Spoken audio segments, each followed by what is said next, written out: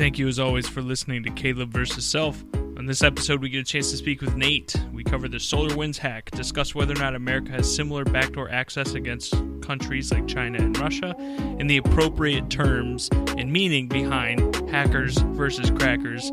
I had a lot of fun with this conversation. If you like this, let me know. Reach out on Instagram for comments and feedback at Caleb vs. Self. Enjoy.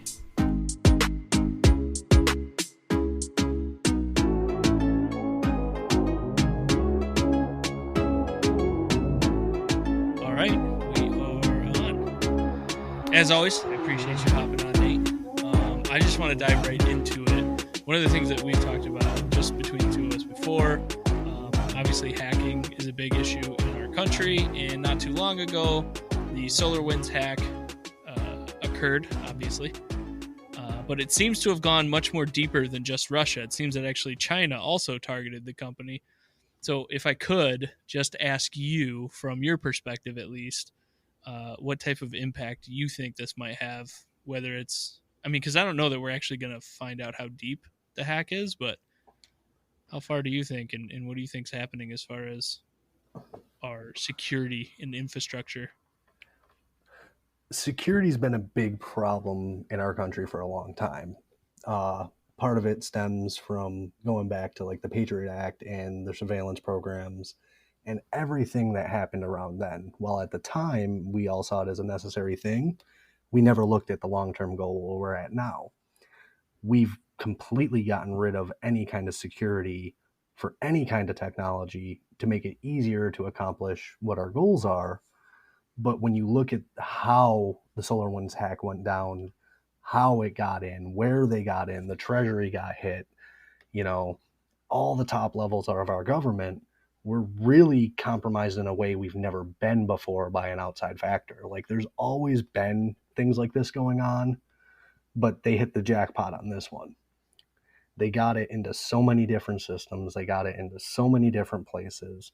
And even if we find it all, it's going to take years of, the top people in the country searching for it.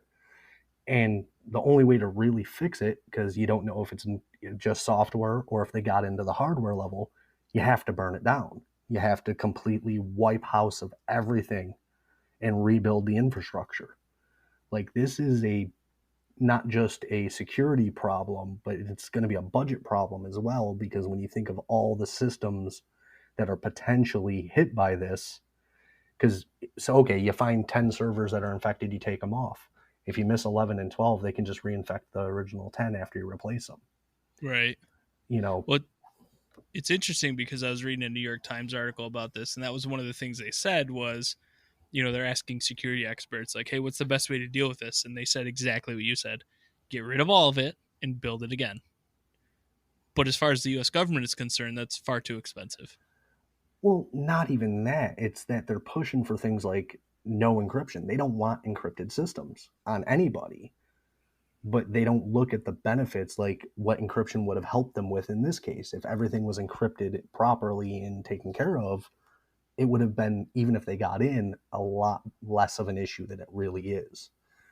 And the problem we have is we have a lot of people that were born before the technology, grew up without the technology, feel they didn't need the technology, making the decisions that are now compromising our future technology. Well, the other thing they point to is the fact that our intelligence agencies and our security agencies are legally not allowed to probe networks that are with American-born countries. They're allowed to do it to other countries all they want. They're not allowed to do it to our own systems, which I guess I understand. But if you're not actively, pen testing, then somebody will be. Yeah, that's a huge problem that we have. If you look at, like, a lot of the security in not just government, but in business in general, is reactive security. Yep. It's expensive when you find out, like, the Spectre and Meltdown vulnerabilities that were in processors. Intel literally had to put in a fix for their vulnerability where they lost 10% performance on their processors. If you're opening that kind of a hole just to gain performance and gain revenue and gain market, what else is going on? Like, yeah, it's great to have a fast computer, but a lot of the stuff can be loaded server sided. And if it loaded server sided, we wouldn't need the computer so fast. And then we could really buckle down on things we need, like security. And if you're not, like you said, if you're not testing the system, how secure is it? How secure is your car? I know how to break into my own car. I've locked my keys in it. I know how insecure it is. I know where the holes are. But Right, if I right. never got to that point and tested that and found out how easy or hard it actually was, what was my real security? I was living under a false sense of security. And that's what we all live at right now. Look at the Equifax hack. They left the Mhm. default login from the server, admin and password. That was the login that was used to steal all the information. Like, it's not even lack of pushing it, it's just absent mindedness in regards to security. Russia just announced that they have finally hit the point where they can cut off the world and still have a functioning internet. They built their own infrastructure. China's got their great firewall that every time someone finds a way around it, they fix it. They've set up security defenses against what we're the best at, but we're not setting up the same defenses in return. Right. And when you get to the top levels and the classifications, look at what Snowden leaked out and what all that does. We have that kind of technology. If they didn't have it, well, maybe now they do because of this hack. We won't really know. And it's going to take probably 5 to 10 years to fully figure out the damage that we have. That's just like insanity to me. Just because of the sophistication and the ability to be able to continue to leave backdoors. So yeah, oh, here it is. Here's a candy trail. Shut it down, only to find out that there's actually 10 more backdoors throughout the network anyway, that you really They didn't kick them out, which is the whole point of ripping down the infrastructure and rebuilding it. and this one wasn't even really a back door, it was a supply chain. They were all using the same vendor service, the same supply line to get, software. They, instead of going after the government system directly, they went after the supplier. This They got put it in October of 2019, I believe, was when they found the initial line of code, and it wasn't actually a malware or anything infectious. It was just modified code, and Mhm. it was a test run to see if it would go unnoticed. Then in around March or April, they added in the malware, and then when that hit the systems, everyone was there. And they only got caught by their own stupidity. They got caught because one of the actors was trying to gain access to a system that needed two-factor authentication on it, which was the smartest thing ever because they got caught. So he registered one of his devices to the system. The IT administrator got the notification that an unknown device was registered, and that's how the hack was discovered. If he never registers that device, how long do they go unnoticed? Right. Well, And, a lot of people in the article are also blaming the fact that because of all the issues with the 2016 election, that the national security agencies, well, the NSA obviously, but as well as other security intelligence agencies, were far too focused on trying to prevent any quote unquote election tampering and didn't spend any time looking everywhere else as well. yeah, and it was, the perfect storm for them to get away with it. Yeah, But that's at the true. same time, like I said, they did it in such a way that was sophisticated enough to get around it. But if all those files are encrypted, well, decryption takes time. The better the encryption, the longer it takes. So it's like that's one of the discussions going on right now with everything that went down on January 6th is they had physical access to government computers when they went after the Capitol. Yep. All you have to do, you don't have to actually log into a computer, and a lot of people don't realize that. You can plug in a USB and it'll run in the background and run all of your stuff with full privileges without ever touching a keyboard. So if we know that ability exists and we know that can be done, all that's compromised as well. And then how far does it go? How secure was the network? How secure was the infrastructure? And, right now we got a lot of people making decisions about technology that don't fully understand it. And the light at the end of the tunnel looks pretty far away for actually fixing the issues. It's going to take, You know, we're starting to see it now, whether you love her or hate her with AOC. She's that first generation of the younger representatives getting into office. She also has an understanding of technology to at least some extent. Hmm. She is, smart in a science perspective. I remember reading something. She got like second place in a biology competition. So she has a scientific mindset. So it's one of those things, even if she doesn't understand it today, she's got the right thought processing to learn it. Now, whether she makes a good decision based on that information is still yet to be seen, but we need that new generation in.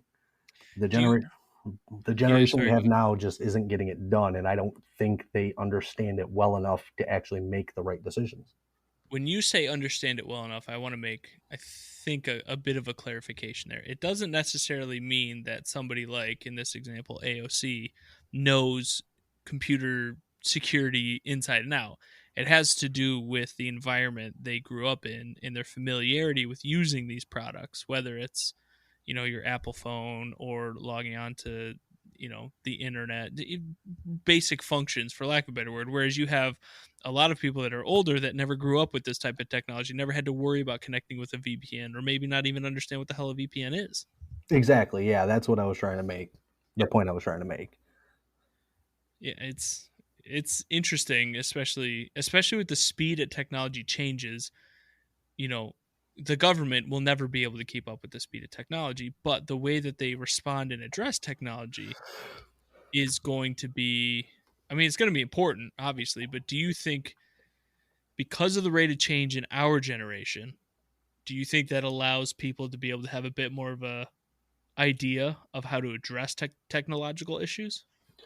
Well, the common consumer sees how rapid, the desktop or the laptop or the gaming technology goes.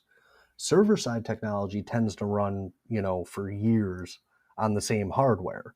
Mhm. It's a lot more expensive. A $500 processor for a gamer is a great thing.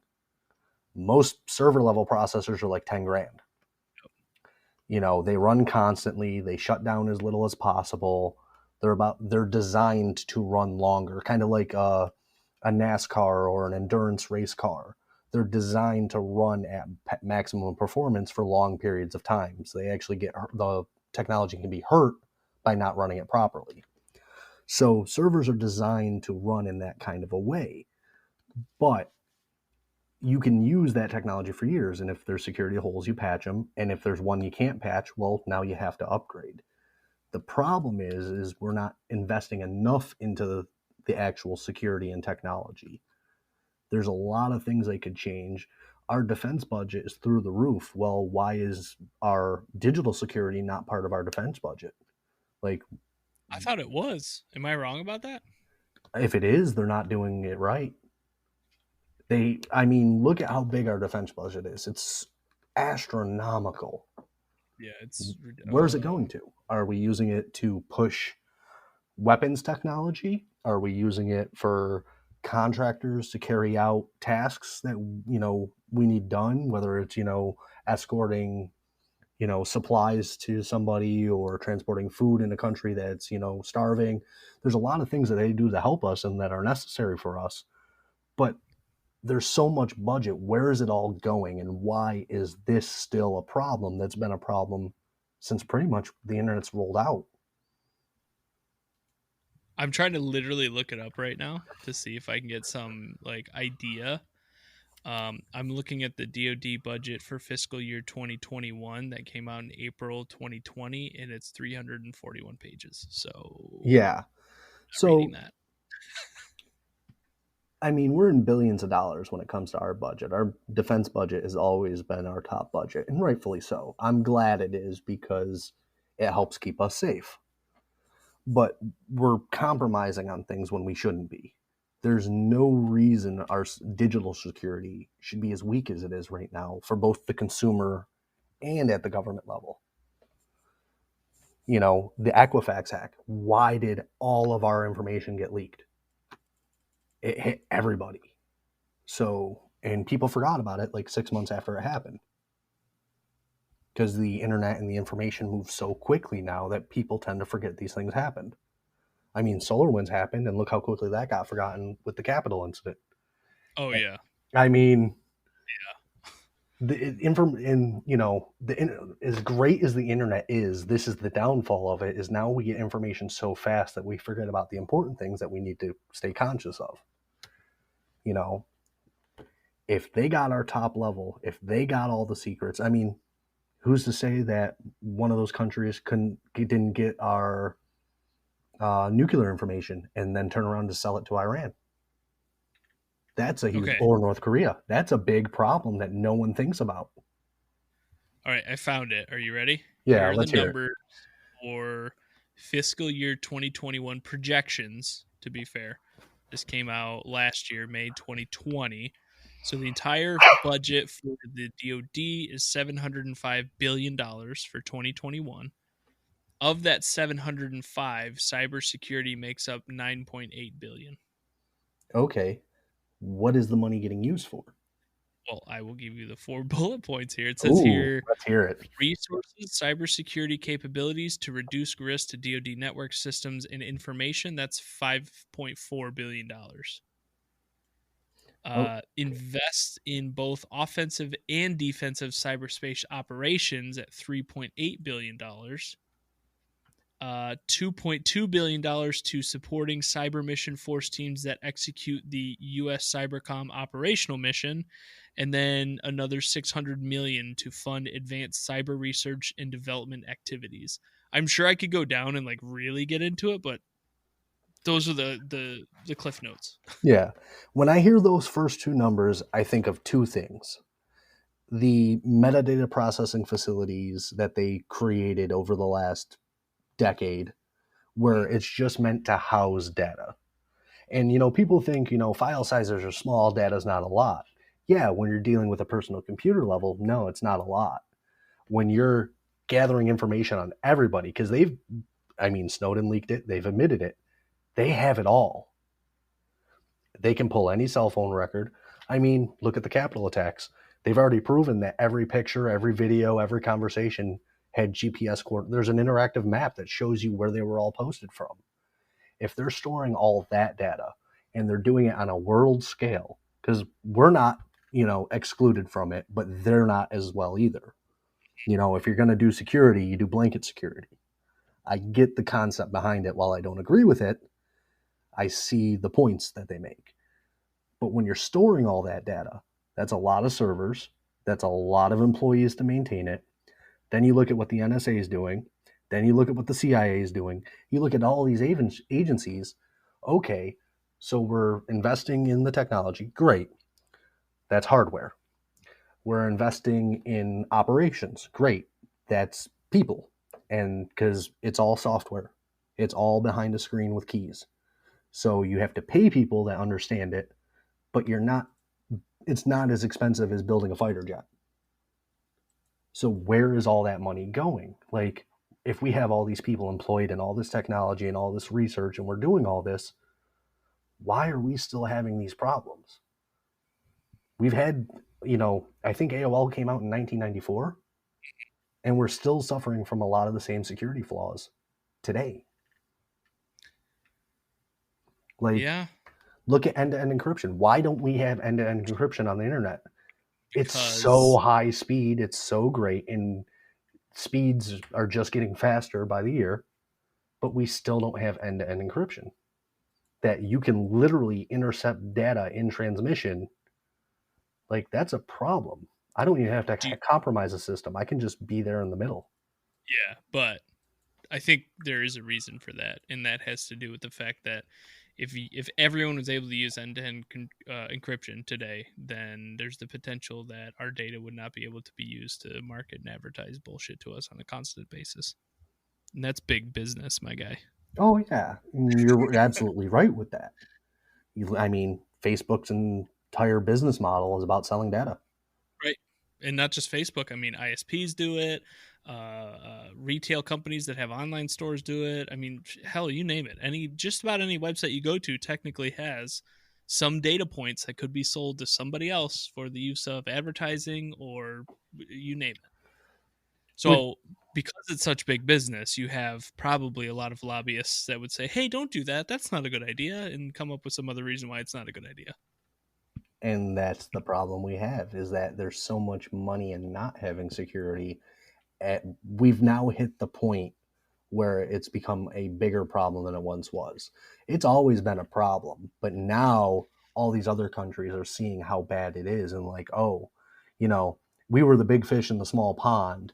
Well, we're not that position anymore. We let everyone else catch up on the digital front. We still got, arms, navy, our actual military capacity still is night and day better than the entire world. But on the digital front, we're the small fish now. That's crazy to think about. I mean, I'm looking through this New York Times article about SolarWinds, and one of the thing that they'd interviewed some ex-employees, and they said that there was a CFO that came to the company about 4 years back and started making changes, and that directly impact the level of security, if you will, or investment into security.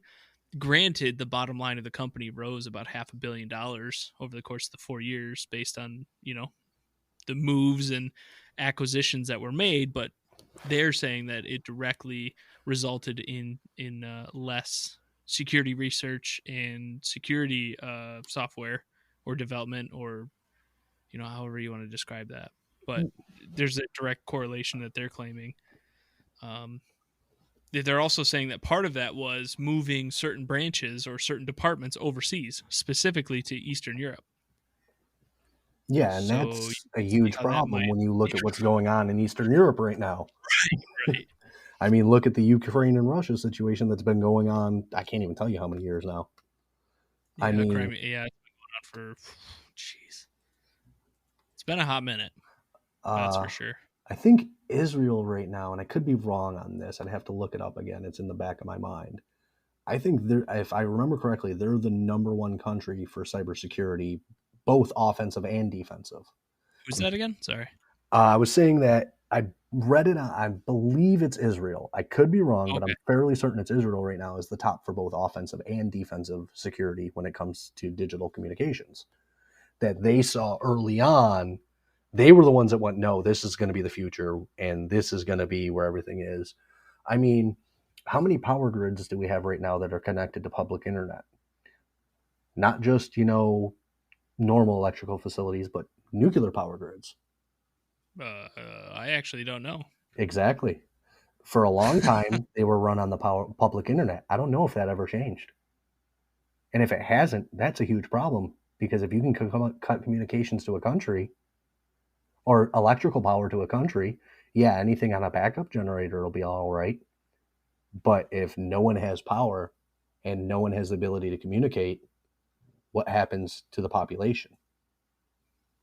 Even if we can still function and still get food and still get our groceries and do all that, eventually there's a problem there. Well, if you cut the power, my computer battery is only going to last so long. Uh, if you cut communication lines, I mean, look at what happened on Christmas and how much that bombing that happened over where was it, Nashville? Mm-hmm. It took out a large chunk of communications, and it was designed not to hurt people. It had a warning message. It gave them 30 plus minutes to evacuate the area. It was directly, when the guy was a 5G, thinking that it was the end of the world and that it was going to poison our minds and all that. But he knocked out a section of the country. Yeah.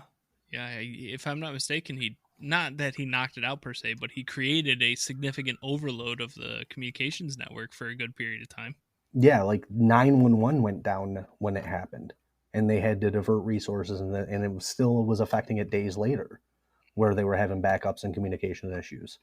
And just based on that one incident, if you could strategically take out that many or, X amount of um, towers or whatever it was that was blown up, essentially, you could do significant damage to potentially like the eastern seaboard. But you're not even looking at the bigger picture. While that was done with an explosive device, everything's connected through communication lines. If you can cut off that communication line without physically having to be there, how many can you hit in a short period of time? Probably a lot. Exactly. If you can just write code, spend a year or two writing code and then execute, and it hits an entire infrastructure, you disabled communications for a country. And all you had to do was spend a year testing. What they do is they can buy our hardware. They can Mhm. actually, and they might jump through chains and not directly order it from us, but have someone order it and then transfer it through a couple other countries to get it. But they have access because of how America is capitalist, and you can just buy anything. They can buy our hardware, which means they That's can interesting. reverse engineer it and Yeah. learn more about it. If you got it physically there, you don't need to connect it to an internet. You just got to plug into it. I And wonder then you how got many all the time. test benches there are with that level of hardware and security, and just guys and girls. I shouldn't be discriminatory, I guess, but people, I should say, just continuously like pen testing their um, offline network to figure out what may and may not work against American or NATO allianced networks that they could retrieve information. Like they probably have freaking warehouses full. Look at our relationship with Ukraine and look what's going on with Ukraine and Russia. I mean, look at the big picture of things. Look at our relation with Israel and the Stuxnet attack on Iran years ago. Yeah. That was a joint effort to take out their, I think it was their centrifuges, but it was to hurt Yes. their nuclear program. So that they couldn't get purified uranium or something Yeah. like that. I can't remember specifically, but it was something to that effect where they couldn't get the raw materials needed to create How did they nuclear. design it? They did recon, found out exactly the hardware they were using, purchased Built it, said hardware, and right? rebuilt the system to And use as a then test bed for the attack. If yeah, we can do it to them, they can do it to us. Why are we still having the issues that we're having today? Look at what happened with Equifax, and then years later, now we have this. I It's been wonder less though than a decade. It's been on the like five same years. hand, is there the potential that we just don't know what type of access our country potentially has in those countries? Because it's not like they would announce it. I think the realization hit me when Russia and China were looking to cut themselves off from the rest of the world. I think they understood then the realities of how big we are. Because when you look at those two countries, we're the ones they're looking at. You know, they're never going to beat us. No one's ever going to beat us in an actual military operation. We're just too far advanced from everyone else. It's just a stupid idea for anyone who thinks they can try. But because we push so hard on that front, we haven't been paying attention to the one they've been doing it on. Russia can cut themselves off from the rest of the world. China can cut themselves off from the rest of the world. Where does most of the hacking come from that affects the US? China and Russia. Okay. So now they can commit operations against us, but have designed a way for us not to be able to do anything in return. What happens if you use that in a military capacity? You get countries that look like North Korea. Uh, Not so much, but I see the point you're trying to make there. But let's just say China and Russia decide to shake hands and go, okay, we're going to start a digital war on the US. Are we prepared to really stop that? They are. They're set up to stop us. With all our capacity and our technology, they design their own infrastructure to cut us off. But they can still connect to us. We're letting the world pass us by on a digital front, and SolarWinds is the first step in a much bigger issue. If they're Yeah, I mean, attacking, and it was an attack, at the end of the day, whether loss of life happened or not, that was an attack. well, yeah. I mean, if you define attack as like a physical thing, then no, but that's not how we define attack today. Yeah, that was, now what was the goals? Was it espionage? Of course it was, because they're trying to get information. But what information are they trying to access and what are they trying to use it for? What's the big picture goal that they're trying to achieve? China's hacking is mostly against corporations. They like to steal patents, release it early, even if it's a lesser product, because the American market and America in general, you have to be first. Our entire media is designed about being first. They would rather be wrong and first and then put an editorial in later apologizing about it than actually take the time to get the facts. Yeah, that's the story will be on page 1, but the editorial 3 weeks later will be on page 27. Exactly. It Right. doesn't, being first matters more than anything. So China can come in, steal a patent. Well, if you're going to go after China, you have to do it in China, and they're never going to prosecute their own against us. They're never going to take our side. And if they never Right. come here, we can't do anything against them. Hmm. So how do you stop it? We have to push our digital. That's got to be our next generation. Our military is strong enough. We could take a break and still be in the lead. You know, Yeah. Yeah. That's such a difficult question. It's such a difficult question, and there are literally thousands of people that work on the answer to that question, and we still so aren't anywhere near a good answer. so look at it like this. Go back to Pearl Harbor. The actual design and motivation behind it from Japan. They knew they could not win a prolonged engagement with us, but they had objectives they needed to achieve for their own position in the war that we were going to interfere with because of our territorial and our military capacity. So what do? You launch an attack just to delay them 6 months. And that's You what they did. strike hard. And they struck at a point that was the quickest avenue for them to get there. They only wanted to delay us 6 months so they could take over and use the objectives in the territory and then set up a defense, which is exactly what they did. They still lost, but they achieved their goal of delaying us. That's how it's been. America's geography on the world scale is a logistic nightmare for anyone trying to come at us. Whether it's Alaska, Hawaii, East Coast, West Coast, the logistics of getting any kind of military equipment here, most people don't have, or most countries, I should say, don't have the budget, the technology, the capacities to handle that. Look at Russia. Look at their naval program. It's almost non existent. Yeah. But they've been constantly pushing digital technology, pushing their cyber operations both offensively and defensively. China's been doing the same thing.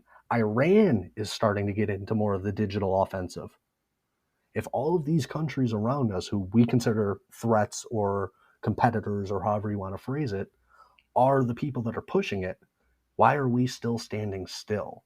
Maybe our top level, very, very tip top level, has the right technology. We won't know because we don't have access. We'll never know. But if you look at everything we've seen over the last 20 years, going from 2000 till now, 21 years, we haven't progressed nearly as enough as we should have as a nation. There's too many holes, there's too many risks, there's too many liabilities on the digital front. And we're just standing still watching it. You know, when Pearl Harbor happened, we changed. We did things to correct that. When September 11th happened, we changed. We did things to correct that. Why are we still having digital things happen, but we're not making the right changes to correct it? I'm not 100% convinced that we aren't making those changes, but I definitely see, because of the lack of information we have today, how it would feel that way. I'm just saying that I'm not entirely Yeah. convinced. I think there's an issue, I but think I don't think we're convincing doing nothing. No, I shouldn't say nothing, but not doing a better job ultimately. our military side of things is probably highly secure. I would hope so, because if I see. not, that'd be a serious problem. I'm Yeah, putting I see what you're confidence saying. in that they're doing it there. But there's a lot of other areas. Like, yeah, they don't have to get into a gunfight to start affecting us. Look at our stock market. Look at our voting system. Before 2016, they would have voting systems in Vegas at DEF CON, which is a hacking convention, and let hackers hack them. And they were saying 10 years before that there were security risks that needed to be addressed. And every year they went and nothing got fixed. Jeez. I remember watching a DEF CON video, and it was a guy doing a lecture about how he was able to, in a lab, to clarify, in a lab, he was able to change the GPS location of an airplane so that he could, in theory, trick an airplane to think that they were landing on the airfield as opposed to wherever the fuck he wanted them to land. And that's a civilian level. And I remember watching that because it stuck out of my head, Nate. That guy walked off the stage after his presentation, and you see three guys in suits walking towards him. Yeah. Hey, buddy, we want to talk to you. Yeah. Now, that's the thing. The NSA, the CIA, they always are at the convention. They're always looking for the best. Which, If I'm not mistaken, they have a game, spot the government agent, right? yeah, because they'll go in undercover too. They'll bring in their security professionals, badgeless, suitless, to blend in with the crowd because they want to find out who the best are. Not just Right. to bring them on to hire them, but to monitor and watch them, because if they're that good, if someone at their home has the ability to change the GPS and make a plane think it's landing when it's not, and that's a civilian, that's kind of a problem. But they're looking at the guy doing it instead of looking at the technology that allowed it to happen. I wonder how much they are trying to ask the guy who can do it to say, "Hey, can you explain this again?" I know I would just watch your lecture, but I'm not entirely sure how you were able to use GPS, PNT timing coordinates, or whatever the hell they were using, or systems, if you will, to change the GPS location without anybody knowing. How would you, can you explain that again for me? Well, it's the negative culture that the media built around hackers. They always look at hackers as the bad guys. If you look at the history of it going way back to before I was ever born, there was two terms used. There was hackers and crackers. Hackers were Yeah, the good guys, the Steve Wozniaks, you know, that were pushing technology to things that they didn't know were possible. The Kevin Mitnicks, while not doing legal things, eventually became one of the number one consultants in the country. There was, I forgot his name, and I just read the story last night thinking about this because I wanted to talk about it. One of the oldest hacks was a guy who took a Captain Crunch kazoo, blew it into a payphone, and got free calls. Like, those minds right there push technology forward. You look at like Anonymous. Anonymous has in the news every time you've seen them, they're the worst people in the world. No one talks about after the second attack on Paris, the big one, how they went on an offensive against ISIS. They didn't care about nothing else in the world but ISIS. They unmasked accounts. They provided information to government agencies to assist them in finding these people. They are the fuse that lit the Me Too movement because a young girl was raped. The city and school were doing nothing about it. They went into the kid's phone and got the video that showed them bragging about it after it happened. Set off a chain reaction protest in the town where woman after woman stood on City Hall steps and told their story that yes, this gets swept under the rug. There's a problem. From that stemmed a hashtag about the girl that was in the situation, and then it turned into the Me Too movement, which is one of the greatest things that's happened because we're finally addressing that as a culture. No one talks about how Anonymous was the fuse that lit it. No, they're just the bad guys that go after everyone. Now, are they well, perfect? No. Do they do nefarious things? Yes. But we've painted a culture around computers that, oh, hacking's bad. No, hacking is what you need to defend a country. If they went to Anonymous right. and was like, hey, you guys are the best, you need to go after our systems. We'll give you access. You'll have to do it on site, but you'll have free reign. Tell us how to fix this. Where would we have been today?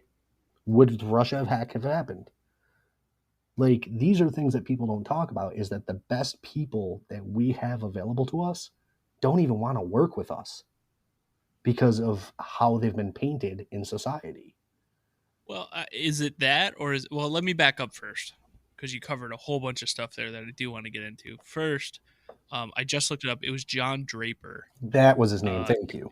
yeah, the Whistle and the Captain Crunch box, and they called those guys the phone freaks. Yes. They would do now. Before that, though, if I'm not mistaken, the term hacker actually came from MIT, and it came from the Model Railroad Club. And what they would do is they would take pieces and parts of model railroads and be able to use them to create bigger and better model railroad setups. Yes, The you're right idea there.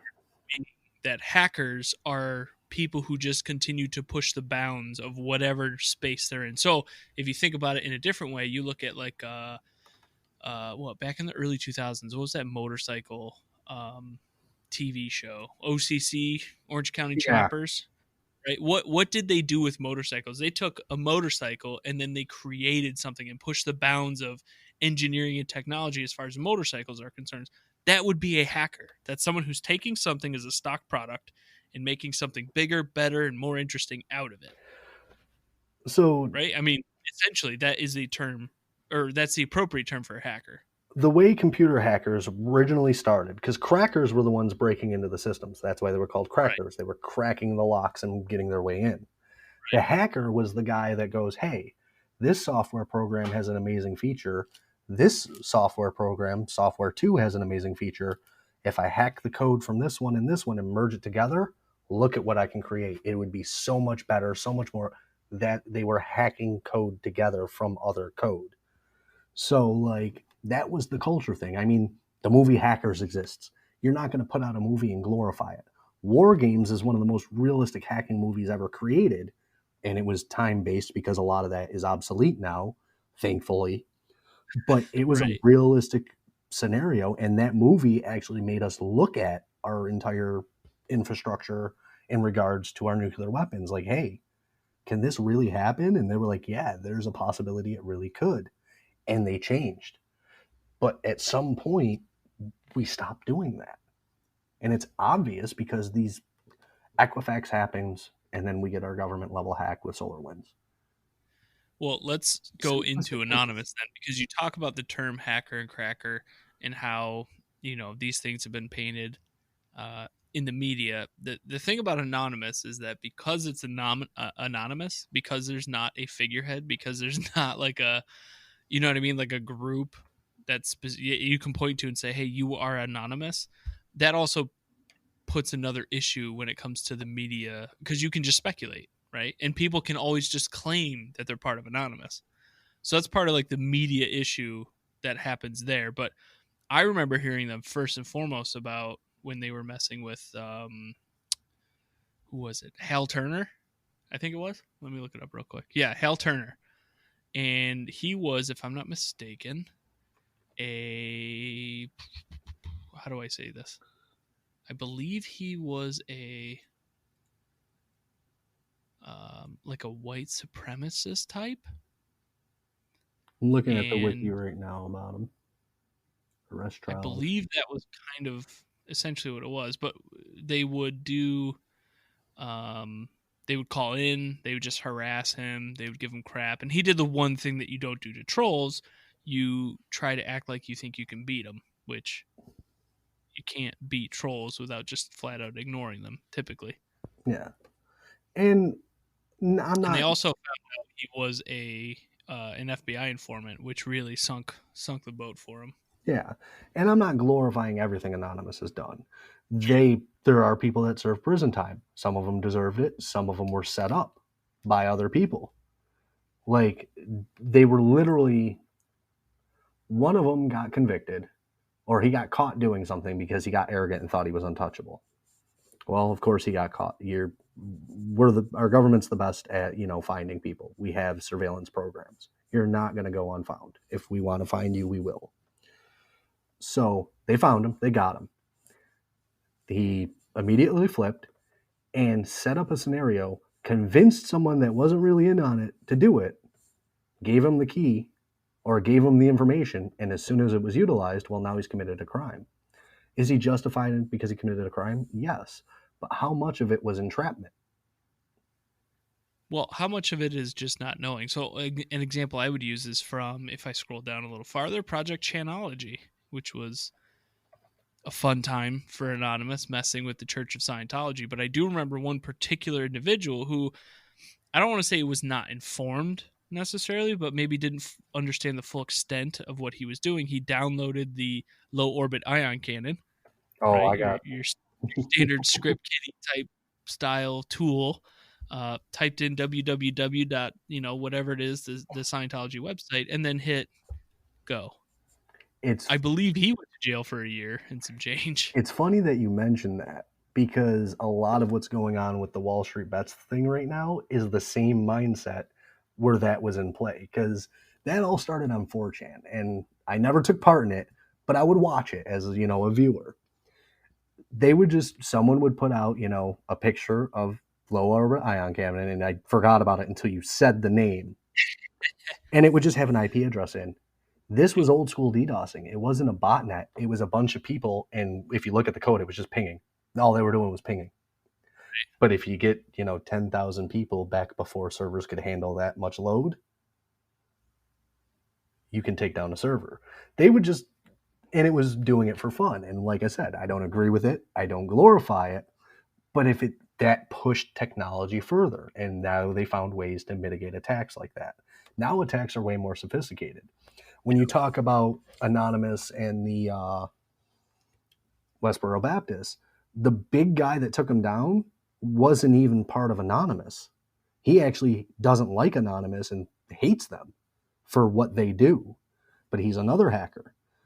He did an attack where he just used a cell phone and not only took down their server, took down the whole server host. Multiple servers went offline from a cell phone. There's I forgot what museum it is. Hold on. I'm going to look it up for you. Well, that makes me think of while you're looking that up, a couple of other, because obviously Anonymous isn't the only group that does things like this, but one I'm trying to think of, I think it's, well, it used to be, I guess, the Homebrew Computer Club.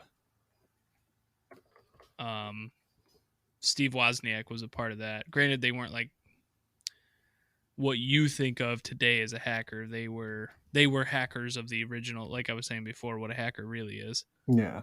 There's the Chaos Computer Club. I think that's in Europe. There was one group in Boston, like way back in the day. I'm trying to figure out what the deal. Oh, man. Oh, the Lizard Squad. There's another one. They were allegedly part of the League of Legends DDoS attack, PlayStation Network attack, Xbox Live. They claim that they took internet in North Korea offline with the denial of service attack as well. So there's a few different groups out there, but when you talk about this idea of, bad press, it's really hard. It's really hard to, yeah. And it's right, because defend, because it's just whoever says they're a part of it, or I guess they're a part of it. so, and I get why that is, and I get the perspective on it. Usually, the bad is so bad, like SolarWinds. That just Mm-hmm. when that happens, how can any hacker look good? But there's a lot of guys out there that aren't trying to take down countries. They're not trying to steal information. Now we're at a point where it's accepted enough in society where there's websites you can go on where they just spin up virtual machines and it's legal and you can do it there and everything's documented. So, if you go there, they got a record of it and the government can track you for it. But they created a playground for people to explore because before that, the only way to do it was to break the law. Right. you know but now we have entire companies that their sole model is to hack or to do the forensic analysis post hack. Well, how can you do the forensic analysis if you don't have the training and understanding of what they did to do it? Like, it's this weird gray area right now where the bad is the good is the bad. But I revert back to what I said before. Why is it still a problem? We have the technology, we have the ability to do it. We have unrealistically large budgets. Like, I didn't even believe it was 700 billion until you told me it for the defense budget. I didn't, when you said Well, 9 billion in the program, I was like, okay, that's a lot of money, but how much of it is going to the data processing centers and not towards, 9.8. yeah, 9.8 billion. But how much of that was going to hardware for, where is it? Sounds like your argument would be not enough. Yeah, I'm trying to find out where that is because it was just built in the last like 5 years. They built a new facility just to house cell phone communications information. While you're looking that up, I think I could be wrong. At one point, Google was working on barges that were literally out in the ocean to house that information. And the That's conspiracy was is that if you had your data in international waters, you couldn't necessarily be prosecuted. Although I'm sure that the government would either write a new law or find a way to still prosecute you no, potentially. that's an actual thing right now. There's a lot of people are buying abandoned oil rigs, because you can take a helicopter to them. They're buying them in international waters because there's no real jurisdiction over international waters between all countries. You have a point that you go up to, and then after that, they can't do anything about it. If you're running from us, it's one thing, but it's not like they can patrol it, actively do things in it. So what they're doing, and this is part of the problem that, we have now in terms of like terrorist organizations. Someone can go out to an oil rig if they got money, buy the rig. If it's decommissioned, well, it's not making money anymore. Someone's going to want to offload it for whatever they can to get something for it. They're setting up server hosting for Tor, and they're using that. And it's like, hey, I'm not under US jurisdiction. I'm not under UK jurisdiction. I'm not under Russia or China jurisdiction. They're operating like their own country under their own set of rules. That's a security hole for Isn't that the entire world. isn't that also similar to what, if I remember correctly, Mega Upload with Kim.com kind of tried to fall under?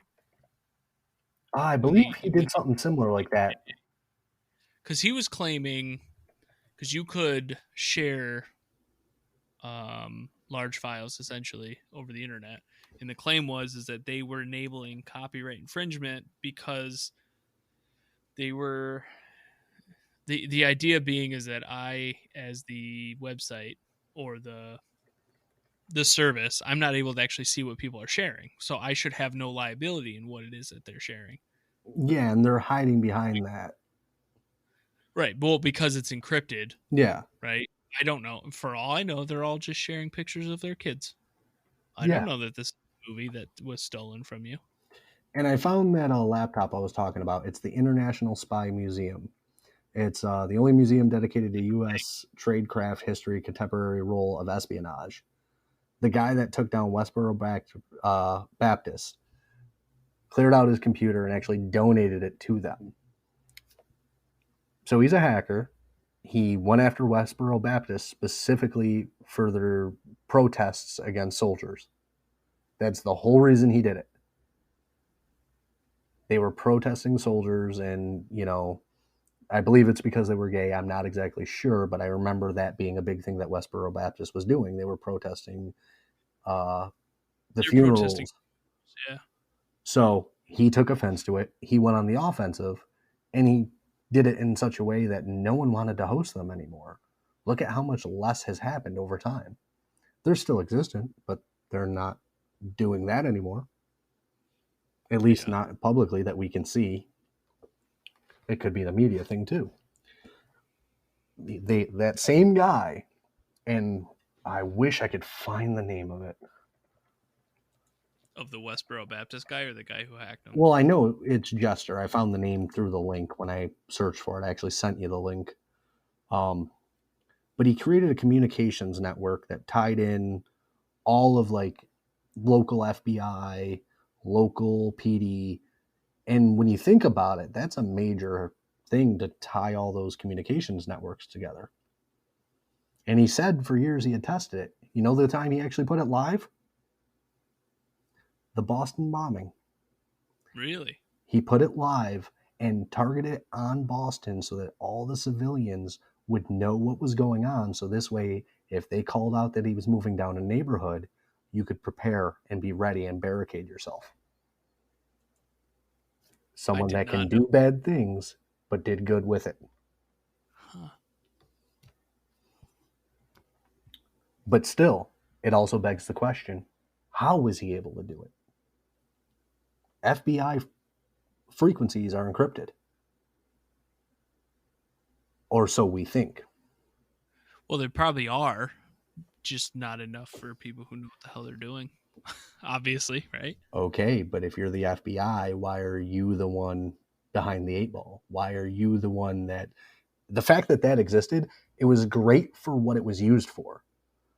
But it still begs the question, if he can do it, anyone can. Yeah, yeah. The problem with it, I think, is that when it comes to technology, you only one person has to figure it out. And typically it's people who are interested in that thing who spend the time to check out the thing.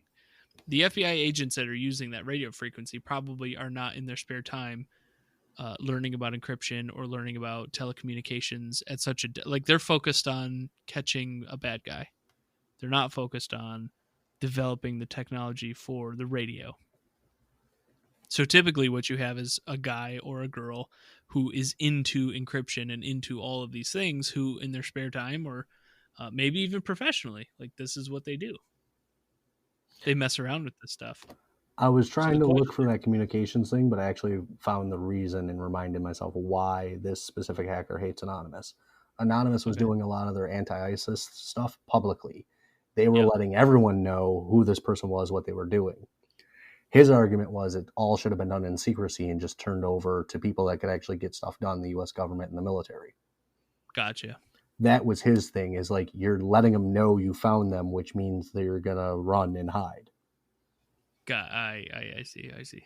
I'm still trying to find He the was thinking more like strategically we should have found it, yeah, got it to the authorities so that they could handle it at that level. yeah, like yeah, you got them, you found their profile, you might even found out where they're staying. What can you do besides that? The military has a capacity to follow through on it. You don't. Right. But That by makes you sense. outing them publicly, now the whole world knows it, including them. They're gonna flip it up, and that's what the big deal was. But he just doesn't like the anonymous mindset, because the core of it is there is no leader. It's an idea. It's an Right. ideology. It's, they're in their mind, they're everything they do outside of the trolling is for the good of people. Going after ISIS after the attacks, going after and helping get convictions, and those kids that did rape that girl were convicted based on the information that Anonymous found. So they're doing things for the right reasons, but it's like when they're bored, they kind of shoot themselves in the foot,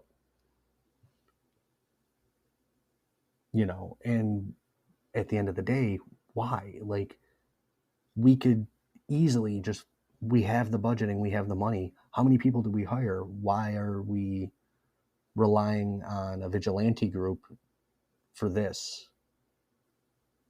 Like, that should have never been an issue to begin with. Well, I think one more thing to add a wrinkle into it too, if I'm not mistaken, is that drug testing is required for the US government on a constant basis. That is a fair point. A lot of security professionals enjoy the occasional edible or maybe even a shroom on the weekends. Silicon Valley. Well, I appreciate you spending some time with me, Nate, talking about all these different things. I hope we get to do this again pretty soon because there is way more here that we could go in depth with, and actually that I could learn more. To be honest with you, I need to do a little more. I need to bone up on my I knowledge do of have some a of the. question for you, because it does tie into everything here and kind of the mindset of the cultures we were talking about. Yeah. The situation on Wall Street right now. GME. Yeah, because that same Long way to go. mindset of, the low orbit ion cannon is what they're doing right now. I was watching it laughing because I'm like, this is stuff I used to see as a kid, as a teenager happen, and they're just doing it on a different platform and in a different way. Yeah. I mean, what do you think? How do you think this is going to play out? I'm curious to see your perspective on it. Oh, I don't think I have a very interesting perspective on it. And reason being is because ultimately what's going to happen is the SEC will conduct an investigation. You cannot see my hands right now, but I'm using air quotes. Mm-hmm. They will determine that although this was quote unquote wrong, that it didn't necessarily hurt anything, and that ultimately the system did what it is supposed to do. There won't be any severe punishments or penalties. R/ Wall Street bets will be frowned upon for quite some time. And I don't think any huge change is actually going to come of this, because I think ultimately what they're going to say is, well, these people are stupid. They shouldn't have been investing in investments or companies that they knew little to nothing about. Although, to be honest, the username deep fucking value there, if I'm not mistaken, a lot of research, and I believe his YouTube channel is Roaring Kitty, and does like, he's got like a 30 or 35-minute presentation back in August of why he liked GME, and he had legitimate reasons for it. I watched some of it. Um, I understood why he was like, I'm up, I'm long on this stock, I'm bearish or bullish on this stock. So I get it. Ultimately, people, I feel like, did it for the memes, and not a ton is going to come from it. At least not what maybe you and I would like to see. I've been thinking about something for about a week now, and I'm curious to see how it plays out because I want to see if it goes this way. So they tried to squeeze the short. We all know that. Eventually, because it was borrowed stocks, they have to be returned, Yes. which means they're going to have to buy and sell again. What Correct. happens when you buy them to get them back, to give them to the people that rightfully owe them? What happens to the stock market? Because normally when you buy a stock, like Reddit's doing, it goes up. Mm-hmm. So I'm curious to see if the meme literally turns it into a reality. Like at some point, they have to get those stocks back. They have to buy them back, which means everyone that held on, if it survives, has potential to make more money. Yes, but this isn't like the hedge funds of old, right? What I would say is that as soon as they realized what was happening with Wall Street bets, as soon as they saw the function of the market back when it went from, let's say, $12 to $16, they realized that something wrong was going on for them, and that they were able to leverage or hedge that specific bet against those losses. They still lost. Yeah. Let's be very, they absolutely lost. But what I think they did is that instead of the claim here, like doubling down on the short, what they actually did was they leveraged their position to be able to cover some of those losses in some other vehicles, whether it was a different kind of a short, maybe a different company, maybe something completely outside of GameStop. And because they were able to deleverage their position or hedge against that position, they were able to cut their losses to a point where they could sustain losses without going sideways. Yeah. I And think the squeeze has been squoze at $430 or whatever it ended up being. yeah, and I get that. I mean, they were going to cover the losses either way. This is what they do for a living. You know, things go sideways, things happen. I'm They're curious pretty. about what's going to happen to all the people that are holding on to the stock at the lower level now. Like, They've lost. have they already lost or? They have. They have. I mean, If you look at the value of the stock, I think Roaring Kitty had it going somewhere in the neighborhood of like $20, maybe. yeah, So, but I mean, yeah, I'm yeah, go ahead. looking 6 months to a year out, like the long game. So Yeah. right now, GameStop's hurting because of the pandemic. Yep. A lot of their revenue came from the stores. Yep. They did Absolutely. bring on someone, I believe it was a CEO, that wants to push to the digital market, which is a good thing. They're also suffering from what every company is suffering with that's trying to do gaming tech, hard console shortages. Because of the pandemic, they can't meet the demand. So when all this blows over and life hopefully gets back to normal, those stores reopen. Now they also have a digital avenue to work because they've had time to work on it and work out the kinks. The hardware shortages clear up. They're able to meet the demand. They're able to go back into their main business, which is a pawn shop in essence, buying low, selling high on used products. So what happens now? Because they're going to come out of this in a better position in the long run if they survive it. If they can make it, if the company can survive it, and the people hold on to the stocks, what does it look like 2 years from now?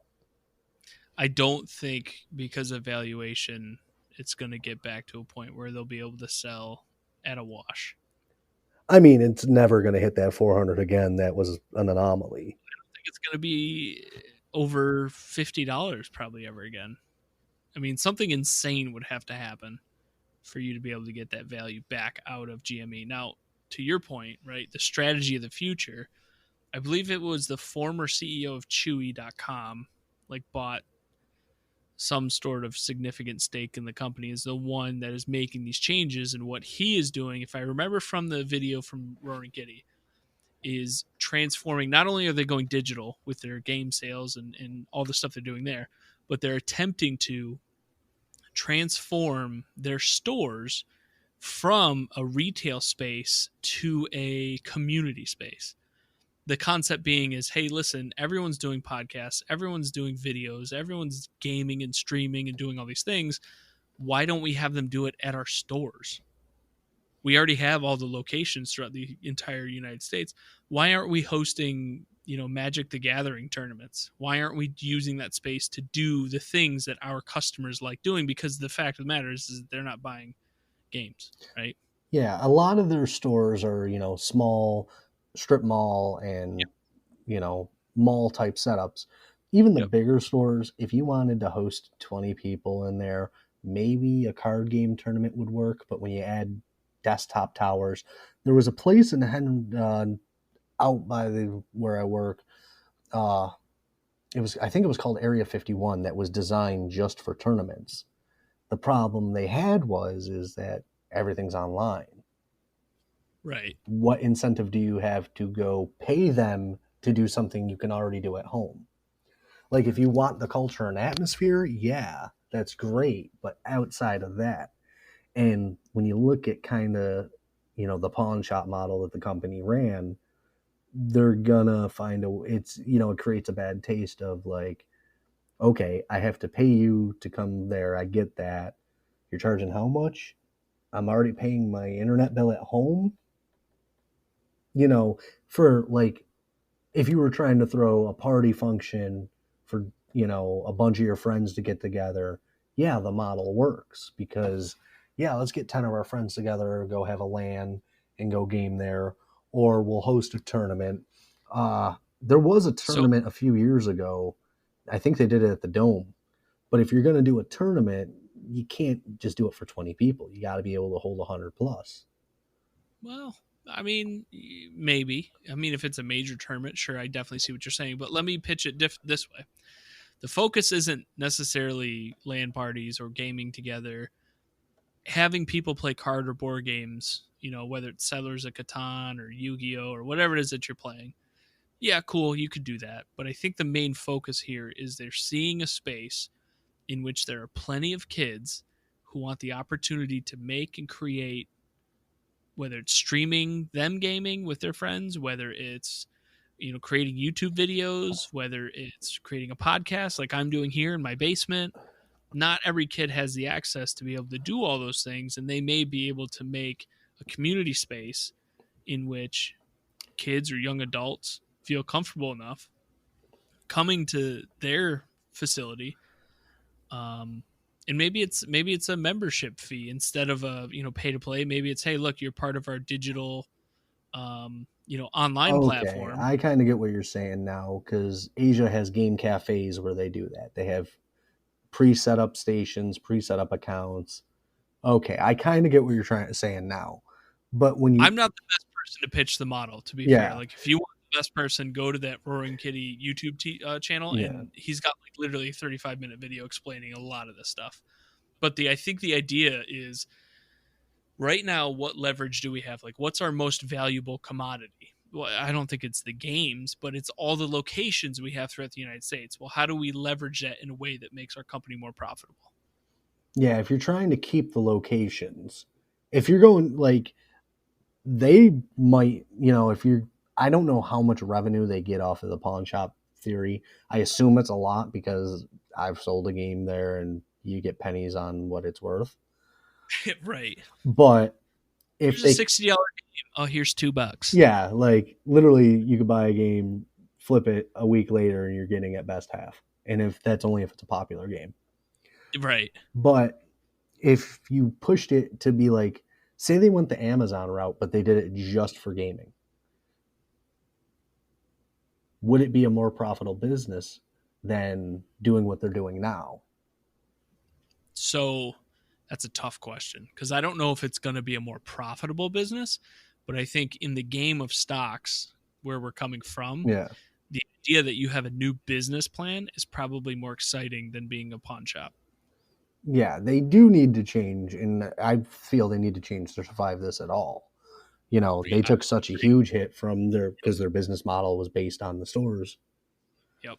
So, So I think they're trying to do a two-pronged approach, and that is step one, create this digital space where we can sell games or however it is they end up doing it. Again, I don't know the very specifics, but the second prong of that is look, we still have leases that go out for quite some time on a lot of these locations. How can we leverage that to make money? And the concept I think is to create a space where kids and young adults can create, whether it's podcasts, video, whatever it is that they want to make. If we all get them under the same roof, under a subscription fee. So let me put it this way: let's say that they use like an EA Games model with like Madden and stuff. I'm pretty sure you can pay a subscription to be able to access most of their games, like Madden and NBA 2K or whatever it is. If I created a digital platform in which you could subscribe to GameStop for $12 a month, and you can play whatever games that we have on this thing, but included with that, or if you wanted to pay $15 a month, you could also come to one of our locations and create, whether you're streaming with your friends, whether you're making YouTube videos. Like, we have all the things that you need to be able to do it at a production value that may see some, that customer may see a larger benefit. I get what they're trying to do. I think it's exciting, and I think that's why Deep Fucking Value was like, look, I'm long on this stock. I'm bull on this stock.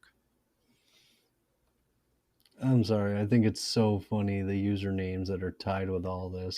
Like it's just when you it just seems hilarious that these guys like, and it feels like they were, put a blindfold on and were throwing darts at a dartboard and they finally hit bullseye. Yeah, there's a couple of guys on there that I think have some knowledge, but I think Wall Street Bets before this point really was profit loss porn. Oh, I knew about it long before GME. It Yeah, literally was my comedy through the pandemic. I would go on there and I watched one guy lose six figures and I'm like, "Oh my god, this is I wish I had the money that some of these people had to play with." yeah. What's interesting is what happened. What is it that Robinhood contributed to this whole thing? And that was commissionless trades. And what they were doing, if I remember or understand it correctly, what they were essentially doing is selling the data off of your trade to hedge funds so that realistically they could attempt to make fractions of, a penny on your trades before you made your trade. Is essentially, if I understood it correctly, that's essentially what they were doing. Is they're taking that data and monetizing it, whether it's through their own trades or selling it to other people. But there was no commissions, and what they were selling was these options, these futures, so you could bet against or for a stock. And these options, although can make you a ton of money, are highly risky. And you have to remember that you're playing against the house. You're playing against hedge funds and people who have made billions, if not trillions of dollars doing what they do, you're probably not going to win. I finally found more information about that system that I was talking about earlier. It's an internet AWACS system that he designed. He actually reading an article how artificial intelligence could help warn us of another Dallas in regards to a shooting that happened. And I'm trying, let's see if the site's still active. Nope. So I'm going to cut this right here because AI is literally what I want to talk to you about the next time we talk. Oh, that's going to be a fun one. But I appreciate you having on, man. I had a lot of fun. Hey, we've been talking about it forever, man. I'm glad, and I'm really looking forward to the AI talk because that's going to be very interesting. That one's going to be a lot deeper. Oh, yeah, it is. Especially with the way things are trending and going. For sure. All right, man. I appreciate your time. Thanks for having me anytime, man.